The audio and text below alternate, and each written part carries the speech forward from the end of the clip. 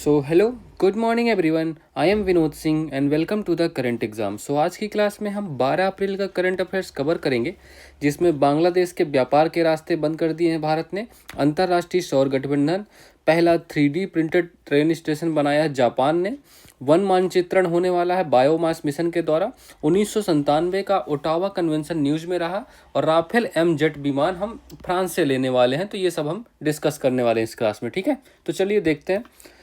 Question number 1, हाल ही में भारत सरकार ने निर्यात के लिए ट्रांसशिपमेंट ट्रांजिट सुविधा किसकी बंद की है। देखो ये क्या होता है ट्रांसशिपमेंट ट्रांजिट सुविधा, ठीक है। इसके बारे में हम जानते हैं, आप इमेज देख के समझ गए होंगे ये कौन है। ये मोहम्मद यूनुस साहब बैठे हैं, ठीक है। देखो तो अभी इंडिया ने क्या किया है, भारत ने क्या किया है, मतलब बहुत बांग्लादेश वाले अपने आप को कुछ और ही समझ रहे थे, है ना। तो इंडिया ने क्या किया है, बांग्लादेश की जो ये ट्रांसशिपमेंट है, तो ट्रांस लिखो पूरा, ये ट्रांसशिपमेंट, तो ट्रांसशिपमेंट ट्रांजिट फैसिलिटी, ठीक है। तो ये जो भी फैसिलिटी है इसको बंद कर दिया है भारत ने, ठीक है। तो मतलब ये भारत के रास्तों से व्यापार तो नहीं कर पाएगा, ठीक है। तो ये आपको ध्यान रखना है। तो मतलब क्या हुआ है बेसिकली मैं भी आपको समझाता हूँ, ठीक है। तो ये जो ट्रांसशिपमेंट ट्रांजिट फैसिलिटी है इसको भारत ने बंद कर दिया है, कैंसिल कर दिया है बांग्लादेश के लिए, ठीक है। तो इसमें क्या होने वाला, देखो मैप में देखो, देखो ये बांग्लादेश है, तो नेपाल और भूटान के साथ के लिए अलाउड है, ठीक है। तो ये जो बंद किया गया है, बैन किया गया है नेपाल और भूटान को छोड़ के, भारत के थ्रू होके कहीं ये व्यापार नहीं कर सकता, अपना समुद्र के रास्ते से करे, ठीक है।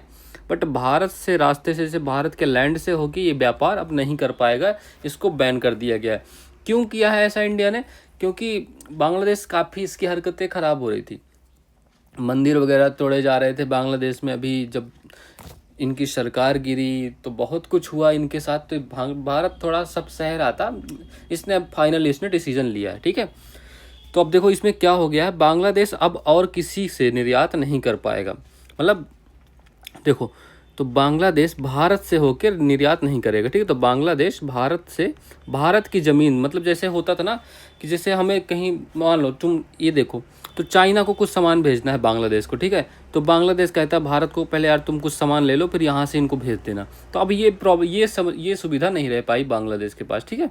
चलो, तो बांग्लादेश भारत के रास्ते व्यापार नहीं कर पाएगा, ये आपको इसका मानना पड़ेगा, ठीक है। तो व्यापार नहीं कर पाएगा, बट कहाँ कर सकता है, only in case of, only Bhutan and Nepal में कर सकता है। तो भूटान एंड नेपाल के लिए छूट दी गई है, ठीक है। तो भूटान एंड नेपाल के साथ तुम अपना व्यापार बना के रखो, उसमें हमें कोई दिक्कत नहीं है, ठीक है। तो बांग्लादेश के भी हेड कौन है, सरकार कहाँ, किसकी सरकार है बांग्लादेश में, तो बांग्लादेश के हेड है यूनुस, मोहम्मद यूनुस की गवर्नमेंट है, ठीक है, मोहम्मद यूनुस, ठीक है। तो ये जो कुर्सी पे बैठे हुए हैं ना मोहम्मद यूनुस साहब, इन्हीं की सरकार है यहाँ।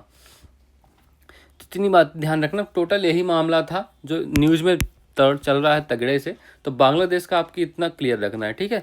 अच्छा, बांग्लादेश के साथ हमने कौन कौन से एक्सरसाइज किए हैं, मिलिट्री अभ्यास कौन कौन से किए, तो मिलिट्री अभ्यास हमने किए, संप्रीति अभ्यास बांग्लादेश के साथ हुआ है, संप्रीति हुआ है, और बंगो सागर, संप्रीति और बंगो सागर हमने बांग्लादेश के साथ किया है। तो ये आपको ध्यान रखना है, ठीक है।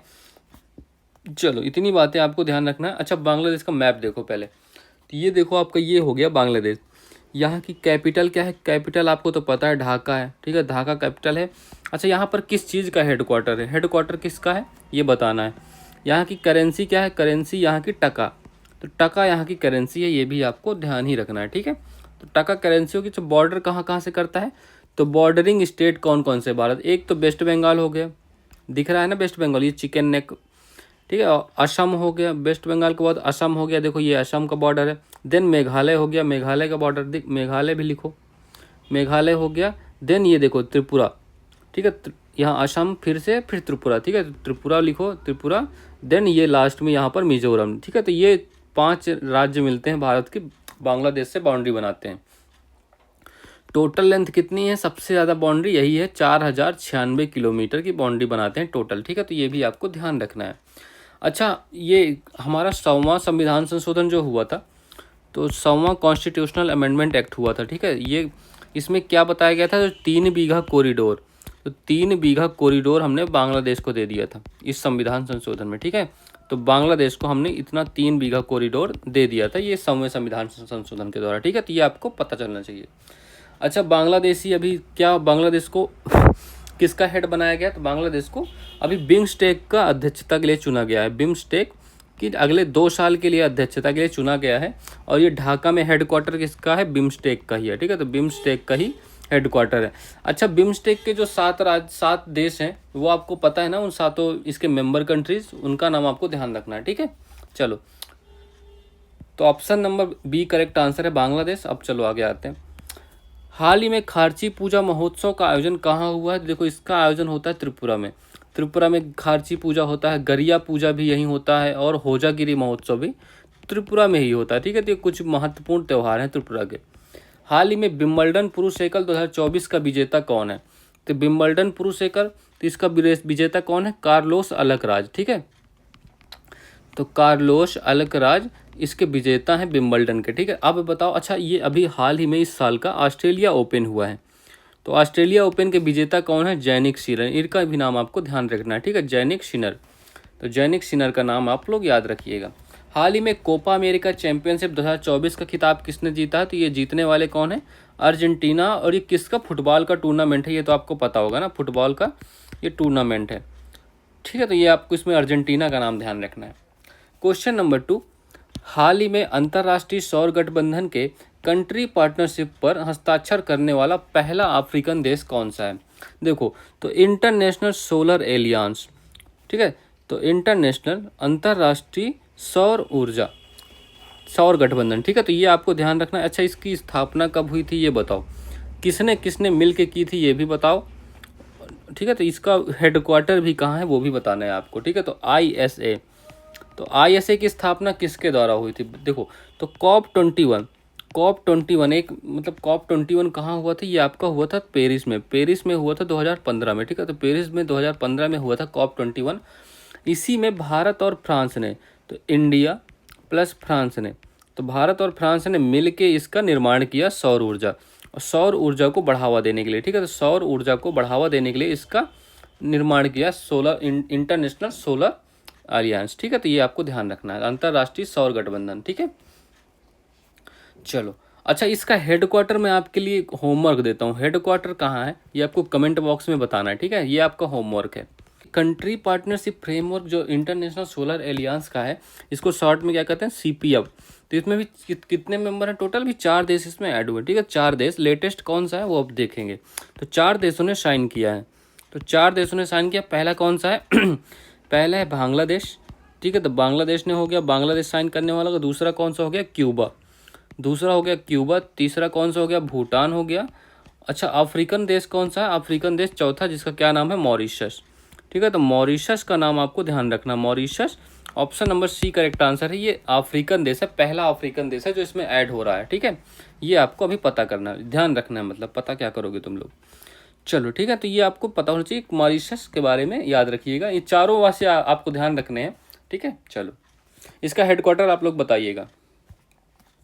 अच्छा, ये देखो, मॉरिशस की लोकेशन है, ये अफ्रीका के अंडर आता है, ठीक है। यहाँ की कैपिटल क्या है? कैपिटल यहाँ की क्या? कैपिटल है यहाँ की पोर्ट लुइस। तो पोर्ट लुइस यहाँ की कैपिटल हो गई, ठीक है। यहाँ की करेंसी क्या है? करेंसी बताओ, करेंसी यहाँ की क्या है? तो करेंसी यहाँ की रुपी है, रुपी करेंसी है, ठीक है। तो रुपी यहाँ की करेंसी हो गई। यहाँ के PM कौन है? PM यहाँ के नवीन राम गुलाम जी, ठीक है। तो नवीन राम गुलाम जी यहाँ के PM है, इनका नाम भी आपको याद रखना है। अच्छा, यहीं पर मॉरिशस में ही विश्व हिंदी का सचिवालय है, विश्व हिंदी सचिवालय का हेडक्वार्टर है, ठीक है। तो विश्व हिंदी सचिवालय ये कहाँ है? तो ये भी आपका मॉरिशस में ही है। तो ये सब आपको ध्यान रखना है। मॉरिशस है कहाँ वैसे? हिंद महासागर में, ठीक है। तो हिंद महासागर में मॉरिशस है, ये भी आपको ध्यान रखना है। ओके, चलो। संघाई सहयोग संगठन का नवीनतम सदस्य कौन है? अच्छा, इस SCO का नवीनतम सदस्य कौन है? तो SCO में टोटल 10 मेंबर हो गए हैं अभी, ठीक है, 10 मेंबर है, ठीक है। तो इसका हेडक्वार्टर कहाँ है? इसका हेडक्वार्टर है बीजिंग, ठीक है। तो SCO का हेडक्वार्टर कहाँ है? बीजिंग, बीजिंग में हेडक्वार्टर है। अभी लेटेस्ट सदस्य कौन है इसका? तो लेटेस्ट सदस्य इसका बेलारूस, ठीक है। तो बेलारूस इसका लेटेस्ट सदस्य। अफ्रीका का क्षेत्रफल की दृष्टि से सबसे बड़ा देश कौन सा है? तो अफ्रीका का क्षेत्रफल की दृष्टि से बड़ा देश अल्जीरिया है, जबकि जनसंख्या की दृष्टि से नाइजीरिया है, ठीक है। तो ये भी आपको ध्यान रखना है। हिंद महासागर का सबसे बड़ा द्वीप, ये तो आपको पता होगा, मेडागास्कर। ऐसे क्वेश्चन कौन ऐड कर देता है, ठीक है। चलो, मेडागास्कर ध्यान रखना। क्वेश्चन नंबर 3, हाल ही में रिकॉर्ड 6 घंटों में दुनिया का पहला 3D प्रिंटेड ट्रेन स्टेशन किसने बनाया है? ये बताओ भैया। तो अभी क्या हो गया है, जापान भाई मतलब क्या करामाती देश है, मतलब कुछ ना कुछ अच्छा करता ही रहता है। तो जापान को हम अच्छा इसको किस नामों से, निप्पन के नाम से जानते हैं, निप्पन के नाम से जाना जाता है जापान आपका। इसको सुकुमारों का देश भी कहते हैं, है ना, तो सुकुमारों का देश भी कहते हैं, ये भी आपको ध्यान रखना है। सुकुमारों का देश, उगते सूरज का देश भी इसी को कहते हैं। तो अभी देखो चलो ये सब छोड़ो, तो यहाँ की एक कंपनी है JR बेस्ट। तो JR बेस्ट कंपनी है, ठीक है, तो JR बेस्ट कंपनी है। तो इसके बारे में देखो इसने क्या किया है, वर्ल्ड का पहला मतलब, ठीक है, तो जो वर्ल्ड का फर्स्ट, ठीक है, तो वर्ल्ड का फर्स्ट इन्होंने क्या बना दिया है, 3D प्रिंटेड स्टेशन, मतलब प्रिंट कर दिया है स्टेशन, समझ गए, 3D प्रिंटेड स्टेशन, ठीक है, तो ये इन्होंने बना दिया है। अब इन्होंने कितने घंटे में बना दिया, मतलब ये रिकॉर्ड है, ओनली 6 घंटे में स्टेशन बना दिया इन्होंने, मतलब ओनली इन 6 आवर्स, मतलब 6 घंटे में। भाई 6 घंटे में तुम एक रेलवे स्टेशन बना दे रहे हो, देख रहे हो। इसका नाम क्या है, इस स्टेशन का नाम लिख लो, हत्सुमिया। देखो तुम पहले लिख लो फिर पढ़ना है, ठीक है, हत्सुशिमा, ठीक है, हत्सुशिमा स्टेशन, ठीक है, तो हत्सुशिमा स्टेशन। पहले ये स्टेशन ना आपका लकड़ी का बना हुआ था, तो लकड़ी का बना हुआ था ये स्टेशन, लकड़ी को रिप्लेस किया गया है, ठीक है, तो लकड़ी को रिप्लेस करके अब 3D बना दिया गया है। देखो यहाँ पर सुनामी, भूकंप बहुत अधिक मात्रा में आते हैं, तो जितनी ज़्यादा प्रॉब्लम होगी इंसान उतना मजबूत ही बनता है। तो ये इन सब चीज़ों के लिए बहुत ज़्यादा तैयार है। जितनी सुनामी भूकंप यहाँ एक साल में आते हैं ना, उतना तो क्या ही है, कहीं और आ जाए तो वो लोग तो तबाह ही हो जाए बिल्कुल, ठीक है। तो ये लकड़ी को इस रिप्लेस करके हत्सुशिमा स्टेशन तैयार किया गया। ये देखो स्टेशन बिल्कुल रियल लगता है, यहाँ से ये देखो गेट है, एंट्री गेट है, JR बेस्ट कंपनी ने बनाया है, और ये सीढ़ियाँ हैं स्टेशन की, आप इसका यूज कर सकते हो। देखो रात को बनाएगा, सुबह उस पर ट्रेन भी आ गई। अच्छा, तो इससे क्या फ़ायदा होने वाला है, एक तो लागत बिल्कुल कम होगी, लागत कम होने वाली है, श्रमिक की आवश्यकता ही नहीं है भाई, श्रम बल की बचत हुई, श्रम बचत हो गई बिल्कुल, मतलब मजदूरों की कमी, मतलब बेरोजगारी, टाइम भी बहुत ही कम टाइम में बन गया। तो ये सब इसके फायदे होने वाले, ये आपको ध्यान रखना है, ठीक है।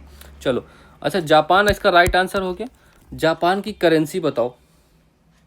चलो नेक्स्ट स्लाइड में करते हैं, आ जाओ, ठीक है। तो इतनी बातें याद रखना है, ये आपको JR बेस्ट कंपनी का नाम याद रखना है, और ये हत्सुशिमा स्टेशन का नाम याद रखना है। 6 घंटे में इन्होंने बना दिया, ठीक है, तो 3D प्रिंटेड है, वर्ल्ड का पहला है, तो ये आपके लिए महत्वपूर्ण है। विश्व का सबसे बड़ा रेलवे प्लेटफॉर्म कौन सा है, तो ये बताओ, सिद्धरुद्धा स्वामी, ये कहाँ है। अच्छा, ये सिद्धरुद्धा स्वामी, ये सिद्धरुद्धा स्वामी जो है ये है कहाँ, तो ये बताओ, ये मैंने पढ़ाया है ये आपको। तो सिद्धरुद्धा स्वामी रेलवे स्टेशन, रेलवे प्लेटफॉर्म, ठीक है, तो ये है कहाँ, तो ये आपका कहाँ है, कर्नाटका में, नाम से ही पता चल रहा था। विश्व का पहला लकड़ी का उपग्रह किसने बनाया, ये भी जापान ही ऐसे काम करे, मतलब क्या ही करे, लिग्नोसैट, ठीक है, तो लिग्नोसैट इसका नाम था, ये किसने बनाया था, जापान ने, ठीक है, तो जापान ने ये काम किया था। चलो, लूनर पोलर एक्सप्लोरेशन मिशन कौन शुरू करेगा, अच्छा बताओ, इसका क्या नाम है, लूपेक्स मिशन है ना, लूपेक्स। तो लूपेक्स मिशन में हमने कराया था ना, जाक्सा और इसरो और जाक्सा मिल के कर रहे हैं इसको, तो इसरो और जाक्सा दोनों ने मिल के किया, ठीक है। जापान की मुद्रा और संसद, अच्छा जापान का बताओ, ये जापान का देखो मैप है, आप देख सकते हो यहाँ पे, तो जापान के बारे में कुछ चीज़ें बता दो भाई फिर अब। तो यहाँ की देखो, कैपिटल का क्या है, कैपिटल का नाम है टोक्यो। करेंसी का क्या नाम है, करेंसी का देखो ये मार्क होता है, इसको कहते हैं एन करेंसी है। और यहाँ की संसद का क्या नाम है, डाइट, तो संसद का नाम है डाइट यहाँ की। ये सब ध्यान रखना। कौन कौन से द्वीप हैं यहाँ, एक तो हो गया होक्काइडो, होन्शु हो गया, Hokkaido, Honshu, Kyushu, Shikoku, Kyushu हो गया, और कौन, सिकोयू, ठीक है। तो ये चारों द्वीप आपके मेन द्वीप हैं, इनको ध्यान रखना, बाकी छोटे छोटे हैं, ठीक है। चलो क्वेश्चन नंबर 4, दुनिया के जंगलों का मानचित्रण करने के लिए बायोमास मिशन कौन लॉन्च करने वाला है, ठीक है। तो बायोमास मिशन कौन लॉन्च करने वाला है, ये बताओ भाई। तो बायोमास मिशन के बारे में जानकारी करते हैं, ठीक है। तो बायोमास मिशन, तो इसको लॉन्च कौन करने वाले हैं, सब जानेंगे। तो इसको लॉन्च करने वाला है, देखो कब लॉन्च होने वाला है, लॉन्च करने वाला कौन है, लॉन्च करने वाला है आपका यूरोपियन स्पेस एजेंसी, ठीक है। तो यूरोपियन स्पेस एजेंसी, ESA का नाम आपको ध्यान रखना है, ठीक है। तो European space agency ESA, short में आप इसको ईएसए कह सकते हो। तो option number A correct answer हो गया, ठीक है इसका। तो यूरोप की स्पेस एजेंसी है, कब ये लॉन्च होने वाला है, तो 29 अप्रैल को। तो 29 अप्रैल 2025 को ये लॉन्च होगा। कहाँ से लॉन्च होने वाला है, फ्रेंच गुयाना से, ठीक है। तो फ्रेंच गुयाना से ये लॉन्च होगा। इतनी बातें आपको ध्यान रखना, किस रॉकेट से लॉन्च होने वाला है, रॉकेट कौन सा है, तो रॉकेट का नाम भी ध्यान रखना है। तो बेगा सी रॉकेट होगा, ठीक है। तो इस रॉकेट का क्या नाम है, बेगा सी रॉकेट, ठीक है। तो बेगा सी रॉकेट का नाम याद रखना है, ये महत्वपूर्ण है।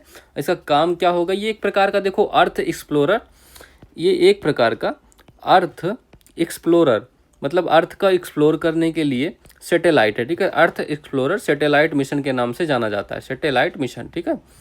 तो सैटेलाइट मिशन इस नाम से जाना जाएगा, ये एक प्रकार का है ये। इसका क्या होने वाला है, इसका काम, मेन काम क्या होगा इसका, वैश्विक वनों का मानचित्रण करने वाला, मतलब वर्ल्ड में जो वन होंगे, जंगल होंगे, वनों का, उनका मानचित्रण होने वाला है, ठीक है। तो उनका मानचित्रण करने वाला है, ठीक है। तो ये, और इसमें और क्या काम होगा, कार्बन ट्रैक, मतलब कार्बन ट्रैक करेगा कहाँ कितना कार्बन की मात्रा है, ठीक है। कार्बन ट्रैकिंग की सुविधा भी है। तो कार्बन ट्रैकिंग या कार्बन सिंक का पता लगाना, ठीक है। ये एक प्रकार का 3D मॉडल तैयार करेगा, 3D मॉडल तैयार करने वाला, ठीक है। तो ये देखो ऐसा कुछ उपग्रह होने वाला है, new ESA probe to map forest carbon from space, मतलब अंतरिक्ष से जंगलों की कार्बन को मैप करने के लिए, मापने के लिए इसका यूज होने वाला है, ठीक है। मेनली ये इसका काम होगा, ठीक है। तो ऑप्शन नंबर ए ईएसए आपका राइट आंसर। अच्छा, नासा कहाँ की कंपनी है, स्पेस एजेंसी है, तो नासा है आपकी यूएसए की। जाक्सा कहाँ की है, जापान की है, जाक्सा जापान की। इसरो कहाँ की है, ये भारत की है। इसकी स्थापना कब हुई थी, 15 अगस्त 1969, ठीक है। तो 15 अगस्त 1969 को इसकी स्थापना हुई। और इसके हेड बताओ। अच्छा, इसरो के वर्तमान हेड कौन है, इसरो के वर्तमान हेड, ये आपके लिए होमवर्क है HW में, ठीक है, ये बताना है आपको।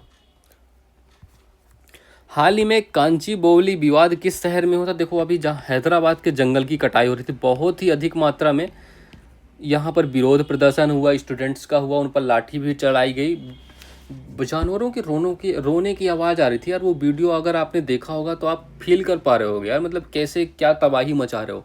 एक तरफ आप फॉरेस्ट रिपोर्ट जारी कर रहे हो, कहाँ वृद्धि हो रही है, क्या हो रहा है, एक तरफ दूसरी तरफ जंगल कटाई हो रही है। मतलब चाहते क्या हो यार तुम, इतना क्या, मतलब कि इंसानों को ख़त्म करके तुम टेक्नोलॉजी ही बना दो, तुम्हें रोबोट ही रखने हैं क्या, इंसानों को मार दो, रोबोट चलाओ। क्या बात होती है यार, ये पता नहीं ऐसे कैसे। चलो ठीक है, क्या ही है, जो ठीक है छोड़ो। हाल ही में कौन से क्रम की भारतीय वन सर्वेक्षण रिपोर्ट प्रस्तुत हुई है, तो अभी 18वें नंबर की प्रस्तुत हुई, ठीक है। तो 10th नंबर इंडियन फॉरेस्ट, ठीक है, ये आपको ध्यान रखना। IFSR ये रिपोर्ट जारी हुई थी। अच्छा, ये कहाँ से जारी होती है, देहरादून से ये जारी होती है। कब से स्टार्ट हुआ था, 1987 से। एवरी 2 ईयर में जारी होती है, हर साल, मतलब हर 2 साल में जारी होती है।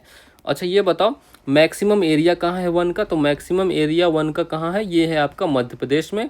अच्छा, मैक्सिमम ग्रोथ कहाँ हुई है, तो मैक्सिमम ग्रोथ हुई है आपकी हैदराबाद ही याद आ रहा है, वहाँ तो कटाई हो रही है, छत्तीसगढ़, ठीक है। तो मैक्सिमम ग्रोथ हुई है आपकी छत्तीसगढ़ में। चिपको आंदोलन किस राज्य में शुरू हुआ था, तो ये आपका उत्तराखंड में शुरू हुआ था, सुंदरलाल बहुगुणा का नाम याद होगा आपको। हरा सोना किसे कहते हैं, तो हरा सोना जो बम्बू होता है ना, बांस की झाड़ी देखे हो, बम्बू या बांस जो होता है उसको हम हरा सोना के नाम से जानते हैं।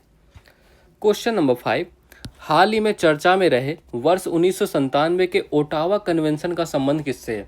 बहुत ही महत्वपूर्ण क्वेश्चन है ये आपका, ये एग्जाम में आएगा आपका, ठीक है, ये आप देख लो। चलो, ओटावा कन्वेंशन के बारे में आपको विस्तार से समझाता हूँ, बिल्कुल आप भूलोगे नहीं इसके बाद, ठीक है। तो ओटावा ये पहले स्थान है कहाँ, तो ओटावा कन्वेंशन को हम ओटावा लैंड माइन कन्वेंशन के नाम से जानते हैं, ठीक है। तो लैंड माइन कन्वेंशन के नाम से हम इसको जानते हैं, ठीक है। तो ये आपको ध्यान रखना है। तो ओटावा लैंड माइन कन्वेंशन कब हुआ था, पहली बात 1997 में ये हुआ था। और ये कहाँ है, ये जगह कनाडा में, ठीक है, कनाडा में ये जगह है आपकी, ये आपको ध्यान रखना है।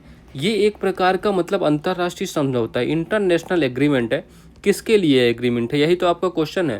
तो किसके लिए एग्रीमेंट है, मैंने नाम लिख दिया यहीं, लैंड माइन, मतलब लैंड माइन या जो बारूदी सुरंग होती हैं, लैंड माइन।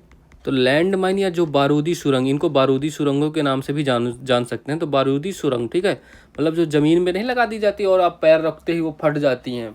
कौन सी मूवी में था यार वो, तिरंगा मूवी में, मेरी जान तिरंगा है ना। तो बारूदी जो सुरंग होती हैं उन पर रोक लगाई गई थी। मतलब इनके देखो ये जो लैंड माइन है इनके उत्पादन पर रोक थी, उपयोग पर रोक था, मतलब उत्पादन, उपयोग एंड भंडारण सब पर रोक लगा दी गई थी। ठीक है, इस कन्वेंशन के द्वारा इनके लैंड माइंस के उत्पादन, उपयोग एंड भंडारण पर बैन कर दिया गया था। इसको बैन कर दिया गया था, मतलब ऐसा कोई काम आप नहीं कर सकते। तो जिसने भी इस पे साइन किया, तो साइन करने के जैसे ही साइन किया तो 4 वर्ष के अंदर, 4 वर्ष के भीतर उनको ये सब रोकना था, इनको तबाह करना था, नष्ट करना था, अपनी जो भी इनके पास लैंड माइंस थी। ठीक है, तो ये सब खत्म करना था। तो ये सॉरी, तो ये टोटल इनका कुछ अग्रीमेंट ऐसा था। ठीक है, अब देखो ये करंट अफेयर्स में क्यों है भाई, ये तो आपका स्टैटिक पार्ट हो गया। अब करंट अफेयर्स में क्यों है भाई, मतलब इसका क्या सीन चल रहा है इसका। अभी क्या हुआ है, मतलब रूस का इतना दबदबा है ना भाई, दबदबा था, दबदबा है, दबदबा रहेगा, ऐसा कुछ सीन चल रहा है रूस का। तो देखो यहाँ से क्या हुआ है, पोलैंड, नाम लिखो ये कंट्री के, पोलैंड लिखो, फिनलैंड लिखो, तो पोलैंड लिखो, फिनलैंड लिखो। ठीक है, तो पोलैंड, फिनलैंड और 3 बाल्टिक कंट्रीज आपकी कौन कौन सी हैं। बाल्टिक नेशन के नाम पता है किसी को, तो बाल्टिक नेशन कौन कौन से हैं, एक तो हो गया एस्टोनिया। मैं भी मैप के द्वारा आपको सब पूरी कहानी समझा दूंगा, आप भूलोगे नहीं ये क्वेश्चन। तो एस्टोनिया, लातविया, एस्टोनिया हो गया, लातविया हो गया, लिथुआनिया हो गया। ठीक है, तो लिथुआनिया हो गया। तो ये तीनों बाल्टिक नेशन है।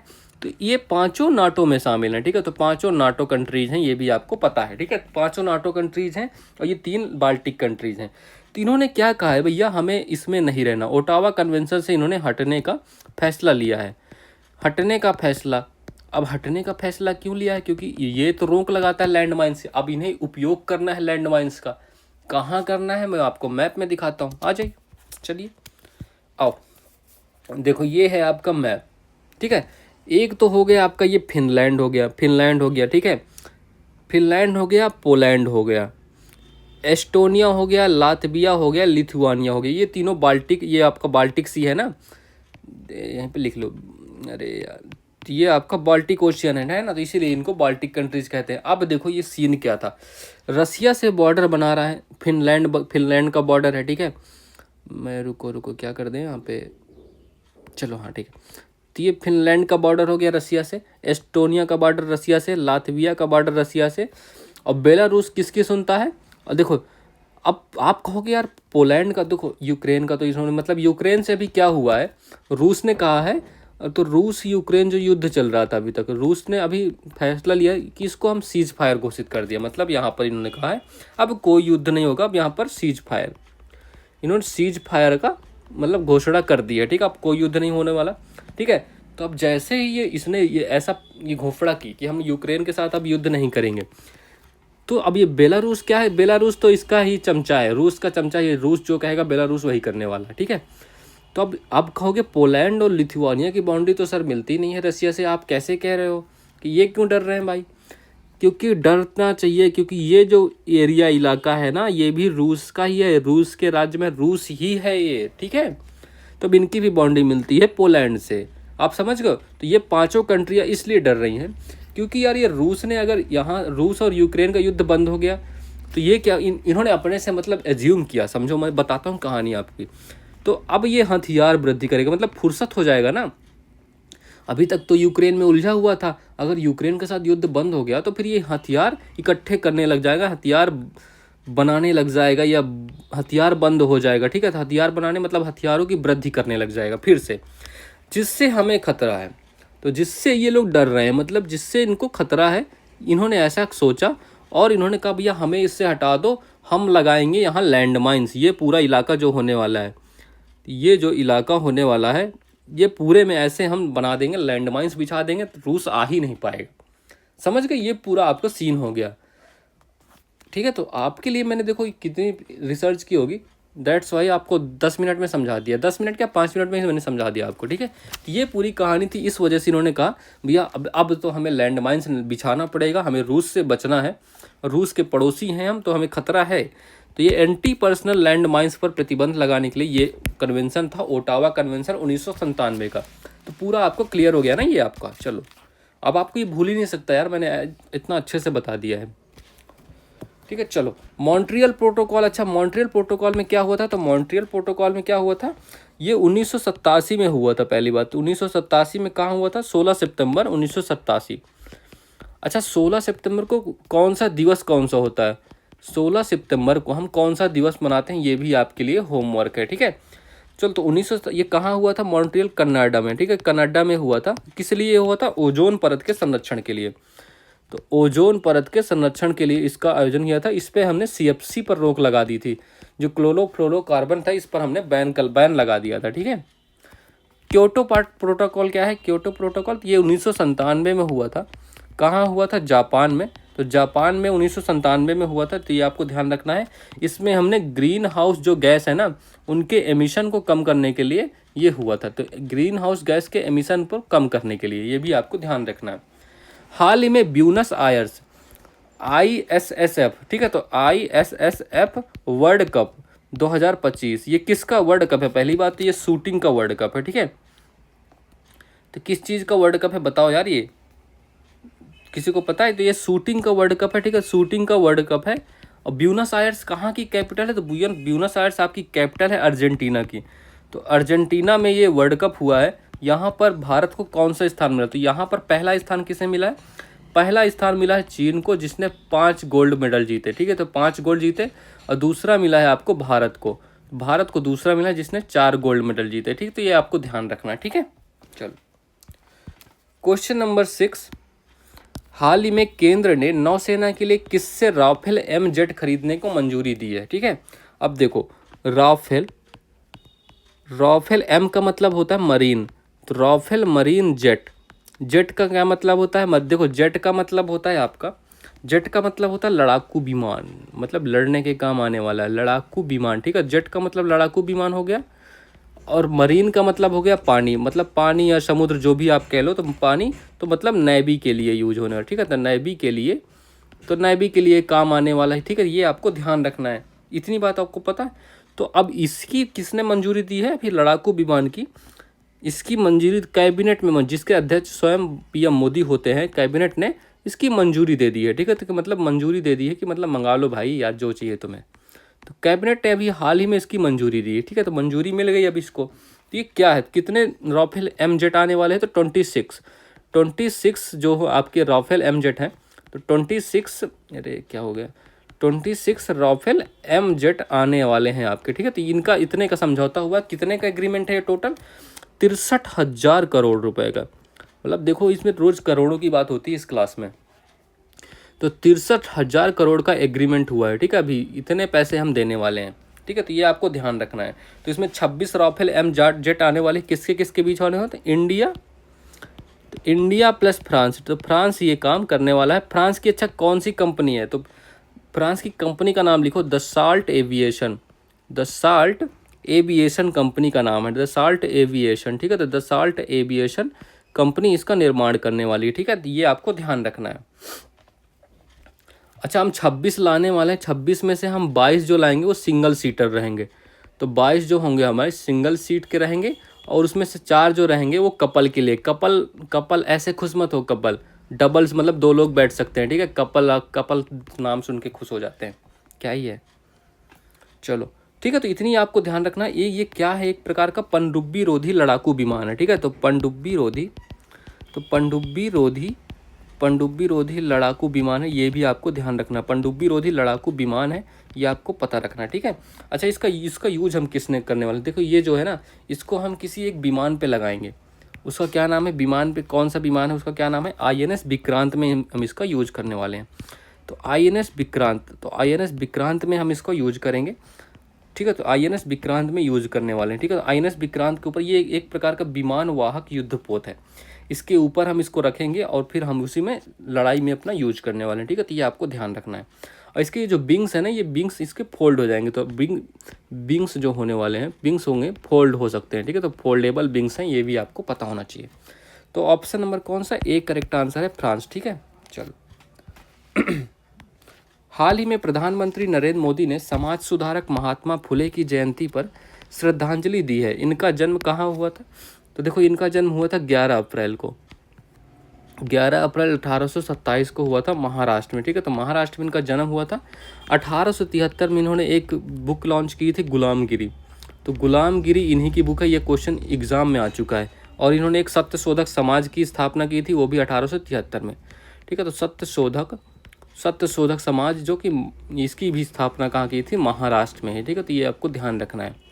देखो कुछ लोग कहते हैं सर क्वेश्चन एक्स्ट्रा बढ़ाइए बढ़ाइए, तो ये क्वेश्चन तुम्हारा एक्स्ट्रा ही है भाई, ये नए क्वेश्चन है, मैंने यहाँ ऐड किए हैं, तीनों नए क्वेश्चन हैं। हाल ही में तमिलनाडु ने किसके सहयोग से नीलगिरी तहर की गणना प्रारंभ की है? देखो, तो अभी इसने किसने, तमिलनाडु का ये राजकीय पशु है, पहली बात तो तमिलनाडु का ये राजकीय पशु है। तो तमिलनाडु का राजकीय पशु है। और अभी ये मैक्सिमम इनकी संख्या कहाँ है, मैक्सिमम इनकी संख्या जो है, एक एराबिलुकम, एक ये नाम आपको ध्यान रखना है, ठीक है। तो एराबिलुकम, तो एराबिलुकम नेशनल पार्क है, जो कि कहाँ है, नेशनल पार्क ये है केरल में, तो यहाँ है। और इसमें केरल ही इनकी हेल्प करने वाला है, ठीक है। तो ये आपको ध्यान रखना है। चलो, हाल ही में DRDO ने सुखोई 30, Su-30 के नाम से जाना जाता है, Su-30 MKI विमान से लंबी दूरी के ग्लाइडल बम गौरव का सफल परीक्षण कहाँ किया है? तो ये इसकी देखो, जो गौरव है ये ग्लाइडल बम है, एक ग्लाइडल बम है एक प्रकार का, ठीक है। तो गौरव जो है ग्लाइडल बम है, इसकी कितनी 100 किलोमीटर रेंज होने वाली, 100 किलोमीटर रेंज होगी, 100 किलोमीटर रेंज होगी। और इसका वजन कितना है, 1000 किलोग्राम। तो 1000 किलोग्राम का वजन है। और उड़ीसा में इसका भी सफल परीक्षण किया गया है DRDO द्वारा, ठीक है। DRDO में ऊपर से गिराया गया है विमान के द्वारा, इस विमान के द्वारा नीचे गिराया गया है, ठीक है। चलो, so that's all for this class. Please यार तुम लोग लाइक करना, शेयर करना मत भूलना, और सब्सक्राइब कर देना, ठीक है। चलो, so all the best for your exams, have a good day and thank you everyone.